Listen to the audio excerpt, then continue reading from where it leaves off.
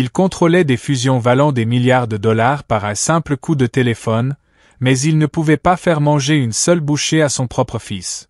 Marcus Whitfield était assis raide dans son costume italien, regardant son fils de 8 ans, Jem, se balancer d'avant en arrière dans la cabine en velours de Lernard. Le plat de homard à $200, high-tact, refroidissait tandis que les autres clients leur lançaient des regards désapprobateurs. La mâchoire de Marcus se serrait à chaque murmure, à chaque regard de travers. « Jem, s'il te plaît » chuchota-t-il durement. « Les gens regardent. » Avant d'aller plus loin, cliquez sur j'aime si vous vous êtes déjà senti invisible en portant le poids du monde. Cette histoire ne parle pas seulement de l'autisme. Elle parle d'amour, de regret et du courage de voir les gens tels qu'ils sont vraiment. Puis quelque chose d'extraordinaire arriva. Une serveuse noire s'approcha de leur table avec des gestes si doux qu'ils semblaient chorégraphiés par des anges.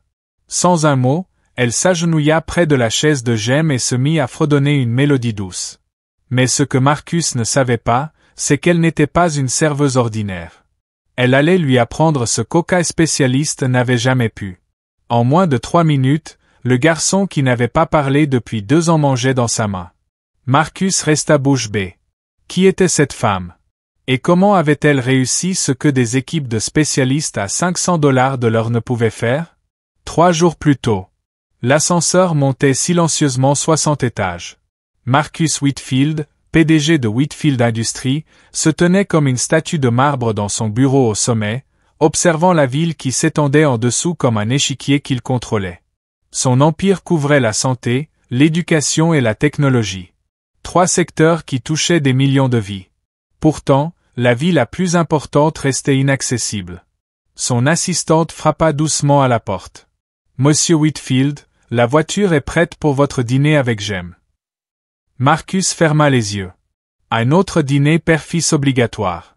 Une autre soirée à s'asseoir en face d'un enfant vivant dans un monde où Marcus ne pouvait pas entrer. De l'autre côté de la ville, Keisha Williams attachait son tablier dans la petite salle de pause des employés de Lernard. À 32 ans, elle bougeait avec l'efficacité maîtrisée de quelqu'un qui avait appris à porter ses fardeaux en silence. Ses mains portaient les callosités des double shifts, mais ses yeux avaient quelque chose que l'argent ne pouvait acheter, une profondeur de compréhension née de l'amour pour les oubliés. Elle regarda son reflet dans le miroir fissuré. Il y a 10 ans, ces mêmes mains avaient guidé 20 enfants à besoins spécifiques à travers des moments décisifs. Il y a 10 ans, elle croyait que l'éducation pouvait changer le monde. Aujourd'hui, elle portait des assiettes et avalait sa fierté, une table à la fois. Pendant ce temps, Jem Whitfield, 8 ans, était assis sur le siège arrière d'une Mercedes, ses petites mains traçant des motifs sur la fenêtre. Les lumières de la ville défilaient floues, comme des étoiles qu'il ne pouvait jamais toucher. Il vivait dans un manoir de 17 pièces, mais passait la plupart de son temps dans une seule, sa chambre, où le monde semblait maîtrisable et où les sons ne faisaient pas mal. La soirée commença de façon prévisible. Marcus et Jem s'installèrent dans leur cabine réservée au coin, le garçon se bouchant immédiatement les oreilles face au doux piano jazz du restaurant. Marcus commanda pour eux deux, parlant sur un ton sec d'homme habitué à se faire obéir. « La commande habituelle pour l'enfant, » dit-il à Keisha sans lever les yeux de son téléphone. « Et assurez-vous que ce ne soit pas trop chaud. Il est pointilleux. » Keisha hocha la tête, mais ses yeux entraînés observaient Jem. Elle reconnut les signes évidents, la surcharge sensorielle, le repli sur soi, la façon dont son petit corps s'enroulait comme un point d'interrogation cherchant une réponse. Quand la nourriture arriva, la danse familière commença. Marcus cajolait, négociait, menaçait doucement. Jem se balançait et fredonnait, perdu dans son monde privé. Les autres clients chuchotaient et regardaient. Puis Keisha fit quelque chose qui changea tout. Elle s'agenouilla près de la chaise de Jem, ne le dominant pas comme les adultes dans sa vie, mais le regardant à hauteur des yeux. Elle commença à fredonner une mélodie si douce qu'elle ressemblait à une berceuse enveloppée de lumière étoilée. C'était « brille, brille, petite étoile », mais arrangé en mineur, d'une façon qui correspondait au rythme du balancement de Jem. Les mains du garçon se calmèrent, ses yeux qui d'habitude fuyaient les visages, trouvèrent les siens. Sans interrompre la mélodie, Keisha prit un petit morceau de homard et le fit tourner en cercle doux. Le même motif que Jem traçait sur la table. Elle fit danser la nourriture, transformant le dîner en un ballet silencieux que lui seul pouvait voir. Jem se pencha en avant. Puis, miracle des miracles, il ouvrit la bouche. Marcus regarda, stupéfait, son fils manger bouchée après bouchée. Son petit corps se détendait pour la première fois depuis des mois. Il ne dit pas merci, mais son regard disait que quelque chose commençait. 10 ans plus tôt, Kesha se tenait devant sa classe de 15 enfants à besoins spécifiques, le cœur plein d'espoir. Le Roverside Learning Center était son sanctuaire, un lieu où les esprits différents n'étaient pas des déficits à corriger, mais des cadeaux à déballer. Souvenez-vous, disait-elle à son assistante, ils ne sont pas cassés. Ils parlent juste une langue différente. Notre travail est de l'apprendre. Marcus Junior. 8 ans, du quartier aisé, aurait prospéré ici. Mais Kesha ne le savait pas encore. Elle savait seulement que l'amour et la patience pouvaient ouvrir n'importe quelle porte. 5 ans plus tôt, Marcus était assis dans une salle de réunion, examinant les rapports trimestriels avec une précision chirurgicale. La division éducation montrait des profits en baisse. Supprimer les programmes pour les besoins spécifiques, ordonna-t-il à son équipe. Ils ne sont pas rentables. Concentrez les ressources sur les initiatives grand public. Il signa les papiers avec la même main qui aurait plus tard du mal à nourrir son propre fils. L'ironie lui échappait. Puis, 2 ans plus tôt, le premier rendez-vous de diagnostic de Jem. Marcus était assis en face du docteur Andry. Les mots troubles du spectre autistique résonnaient dans la pièce stérile comme une sentence de mort. Il aura besoin de soins spécialisés, expliqua doucement le médecin. Il existe de merveilleux programmes, mais malheureusement beaucoup ont récemment perdu leur financement. Marcus n'entendit presque rien d'autre. Son empire s'effondrait dans le silence de son fils. Dans les semaines suivantes, Marcus demanda toujours la section de Kesha chaque fois qu'il emmenait Jem dîner. Le garçon, incapable de rester assis 5 minutes à la maison, passait des heures à manger calmement sous sa douce supervision. Elle enseigna à Marcus de petits gestes. Comment tamiser l'écran de son téléphone pour éviter le clignotement. Comment parler plus doucement. Comment approcher Jem de côté plutôt que de face. Chaque leçon ressemblait à l'apprentissage d'une nouvelle langue, que son argent ne pouvait traduire. Tu es doué avec lui, admit Marcus un soir, son arrogance habituelle remplacée par quelque chose de brut. Où as-tu appris?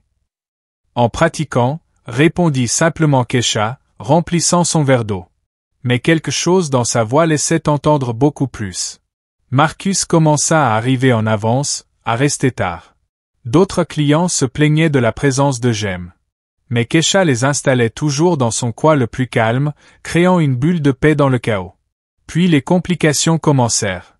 La direction du restaurant s'interrogea sur le temps que leur serveuse la plus exclusive passait avec cet enfant difficile. Les magazines à potins saisirent la relation spéciale entre le PDG milliardaire et une serveuse. Les titres étaient cruels, la serveuse chuchoteuse de Whitfield et « Quand l'argent ne peut pas acheter la parentalité ». Mais la vraie menace vint d'une source inattendue. Margaret Sinclair, l'ex-femme de Marcus et mère de Jem, lisait les articles dans son Penthouse à Monaco. Elle avait abandonné sa famille 2 ans auparavant, quand le diagnostic de Jem avait rendu leur vie parfaite inconfortable. Elle vit maintenant une opportunité. Relation inappropriée avec le personnel, déclara-t-elle à son avocat en buvant du champagne. Clairement un environnement inadapté pour notre fils. Je veux la garde. Cette soirée où tout changea commença comme les autres. Kesha approcha leur table avec son sourire habituel et doux. Mais Marcus remarqua quelque chose de différent. Un poids dans sa démarche. Des cernes sous ses yeux. Alors qu'elle aidait Jem à dîner, le garçon fit quelque chose d'inédit. Il tendit la main et toucha la sienne. Puis, d'une voix à peine audible, il prononça ses premiers mots depuis 2 ans. Mama Kesha, fa. Les mots flottèrent dans l'air comme une prière exaucée. Les yeux de Kesha se remplirent de larmes qu'elle ne put retenir. Marcus sentit quelque chose se fissurer en lui. Un mur qu'il avait construit si haut qu'il avait oublié ce qu'il cachait derrière. Elle n'a pas juste faim, dit doucement Marcus, la voix lourde de réalisation. Elle s'est occupée de tout le monde sauf d'elle-même. Pour la première fois, ils se virent vraiment. Ni milliardaire et serveuse, ni blanc et noir, ni puissant et impuissant, juste deux personnes qui aiment le même enfant remarquable. Parle-moi de toi, dit Marcus. Et pour une fois, ce ne fut pas un ordre, mais une supplication. Les papiers de garde arrivèrent un mardi matin, accompagnés de photos paparazzi de Marcus, Jem et Kesha partageant ce qui semblait être un dîner familial intime. Les avocats de Margaret peignirent un tableau d'instabilité, de frontières inappropriées, et d'un père si désespéré qu'il externalisait la parentalité au personnel du restaurant. L'audience fut programmée pour la semaine suivante. Mais Marcus ne s'apprêtait pas seulement à livrer bataille en justice. Il allait affronter le prix d'un système qu'il avait contribué à briser. Son équipe juridique était confiante mais inquiète. Ils vont essayer de faire de ça une affaire de race et de classe, prévint son avocat principal. Ils diront que tu exploites cette femme, que tu l'utilises comme garde d'enfants non payés. Tu dois prendre tes distances. Mais Marcus ne pouvait pas prendre ses distances, pas avec la femme qui lui avait rendu son fils. Le cirque médiatique fut brutal. Les journalistes campaient devant l'Ernard, transformant le lieu de travail de Kesha en aquarium. Elle fut contrainte de prendre un congé sans solde tandis que le restaurant tentait de gérer le scandale. Pour la première fois depuis des années, Marcus ne pouvait plus dormir. Jem, ressentant le stress des adultes, se replia encore plus sur lui-même. Sans la présence apaisante de Kesha, le garçon cessa de manger à nouveau. Le matin de l'audience pour la garde, Marcus prit une décision qui allait tout changer. Il appela Kesha. « J'ai besoin que tu témoignes, » dit-il. « J'ai besoin que tu leur dises qui tu es vraiment. » La salle d'audience était pleine de journalistes et de curieux. Margaret était assise bien droite au premier rang, son tailleur de marque et son maquillage parfait, un contraste frappant avec la robe noire simple de Kesha et ses mains nerveuses. L'avocat de Margaret présenta Kesha comme une opportuniste manipulant un enfant vulnérable pour un gain financier. Le témoignage fut cruel, destiné à humilier et détruire. Puis ce fut au tour de Kesha de parler. Elle monta à la barre avec dignité tranquille, ses mains restèrent stables malgré les flashs des caméras autour d'elle. « Parlez-nous de votre relation avec le défendeur et son fils », exigea l'avocat de Margaret.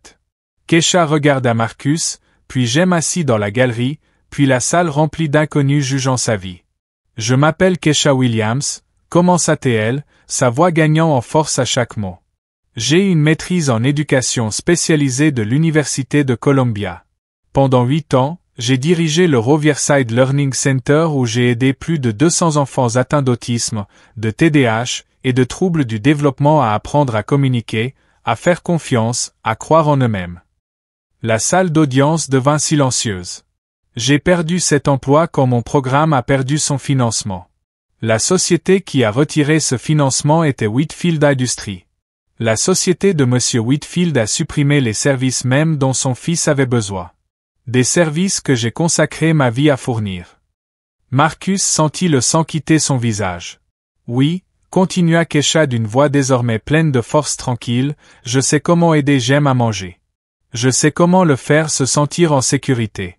Parce que j'ai passé 8 ans à apprendre que les enfants comme Jem ne sont pas brisés. Ils sont juste ignorés. Et quand le monde a cessé de me payer pour les aimer, je les ai aimés quand même. Une table, un service, un moment à la fois. Elle se tourna directement vers Margaret. Vous voulez savoir pourquoi Jem m'appelle Mama Kesha? Parce que je suis la première personne dans sa vie à l'avoir vue comme un cadeau plutôt qu'un fardeau. Pas parce qu'on me payait, mais parce que c'est ça l'amour quand il est vrai. Si cette partie vous a touché profondément, pensez à vous abonner. Ce sont des histoires que nous ne voyons pas assez. Celles où la dignité triomphe et où l'amour réécrit silencieusement toutes les règles. La salle d'audience éclata en réaction. Les journalistes cherchaient des citations. La parfaite maîtrise de Margaret craqua, mais Marcus n'entendit qu'une chose, le bruit de son propre cœur qui s'ouvrait douloureusement. La décision du juge fut rapide et nette. Jem resterait avec son père, mais sous condition, thérapie familiale, service de soutien à l'autisme et un plan de soins formel élaboré par des professionnels qualifiés. À l'extérieur du tribunal, Marcus trouva Kesha assise seule sur les marches, épuisée par la tension émotionnelle de la journée. « Je suis désolé, dit-il, les mots semblant insuffisants. Je suis désolé pour ce que ma société a fait. Je suis désolé pour ce que je t'ai pris, à toi et à tous ces enfants. Je suis désolé qu'il ait fallu perdre la confiance de mon propre fils pour comprendre ce que j'ai détruit. Pour un homme qui avait autrefois signé la perte de centaines de vies d'un seul geste, cette excuse portait le poids de 1000 regrets. Kesha leva les yeux vers lui, cet homme qui avait contrôlé son destin sans connaître son nom. « Tes excuses ne me rendent pas méritants, dit-elle doucement. Mais c'est un début. Marcus s'assit à côté d'elle sur les marches de pierre froide, son costume coûteux se froissant contre le béton. « Je veux t'embaucher, dit-il. Pas comme serveuse. Comme directrice de la nouvelle fondation Whitfield pour le soutien neurodéveloppemental. Contrôle total, budget illimité, ta vision. » Kesha étudia son visage, cherchant une manipulation ou de la pitié. Elle ne trouva ni l'un ni l'autre. Pourquoi? Parce que Jem n'est pas le seul enfant comme lui. Et tu n'es pas la seule personne comme toi. Le monde a besoin de ce que tu as à offrir. Ce soir-là, dans le calme du penthouse de Marcus, quelque chose de magique se produisit. Kesha prépara le dîner de Jem avec les mêmes gestes doux qu'au restaurant. Mais cette fois, Marcus regardait et apprenait. Il pratiquait son doux fredonnement, son approche patiente, sa façon de voir son fils comme parfait tel qu'il était. Jem mangeait dans leurs deux mains, son petit corps détendu et confiant. Pour la première fois depuis son diagnostic, il ressemblait à ce qu'il avait toujours été. Pas un enfant cassé à réparer, mais une belle âme parlant son propre langage. Marcus sentit des larmes couler sur ses joues, les premières depuis son divorce. « Tu m'as ramené à mon cœur », murmura-t-il à Kesha tandis qu'il regardait Jem jouer tranquillement avec sa nourriture, dessinant des motifs que lui seul pouvait voir. « Non », répondit-elle, sa main trouvant la sienne à travers la table. « Tu as juste enfin appris à écouter. » 6 mois plus tard, la fondation Whitfield ouvrit ses portes dans le même bâtiment qui abritait autrefois le Riverside Learning Center. Kesha se tenait dans la salle principale, entourée de 15 enfants dont les rires remplissaient l'espace comme une musique. Marcus arriva pour sa visite hebdomadaire avec Jem.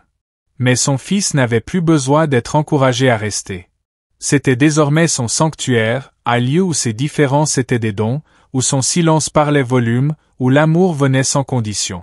Dans un coin, une petite plaque disait « En mémoire de tous les enfants que nous avons oublié de voir, et en hommage à ceux qui les ont vus malgré tout. » Kesha avait encadré son premier chèque de la fondation, non pas pour le montant, mais pour la ligne de mémo que Marcus avait écrite de sa main avec une profonde gratitude pour des services déjà rendus. Mais la vraie transformation vivait dans les petits moments. Marcus fredonnant doucement quand Jem se sentait dépassé. Le garçon tendant la main vers celle de son père sans y être invité. Une famille apprenant à parler le même langage d'amour. Alors que la lumière de l'après-midi filtrait à travers les fenêtres de la salle de classe, peignant tout d'or, Jem leva les yeux de son projet artistique. Un dessin de 3 figures se tenant la main sous un ciel étoilé. « Mama Kesha », dit-il clairement, sa voix maintenant plus forte. « Papa, Jem, famille. Si vous croyez que chaque enfant mérite d'être vu, partagez cette histoire avec quelqu'un qui en a besoin. Et suivez pour d'autres histoires qui nous rappellent à quoi ressemble le vrai amour. » Marcus s'agenouilla près de son fils, le cœur si rempli qu'il en souffrait. « Oui, » murmura-t-il. « Famille. » Kesha sourit de l'autre côté de la pièce, entourée d'enfants qui ne seraient plus jamais ignorés, oubliés ou négligés. Elle avait appris quelque chose de profond dans son parcours de serveuse à directrice. Parfois, les révolutions les plus puissantes commencent par le simple acte de voir quelqu'un vraiment. Elle n'avait pas été engagée pour changer leur vie. Elle avait juste refusé de partir. Et dans ce refus, dans cette obstination à choisir l'amour plutôt que le profit, la reconnaissance plutôt que l'ignorance, elle avait sauvé plus d'un fils de milliardaire. Elle avait tendu un miroir à l'âme d'un homme et lui avait montré ce qui lui avait toujours manqué. Parfois, la personne qu'on ignore est celle qui tient la clé de tout ce que l'on cherchait.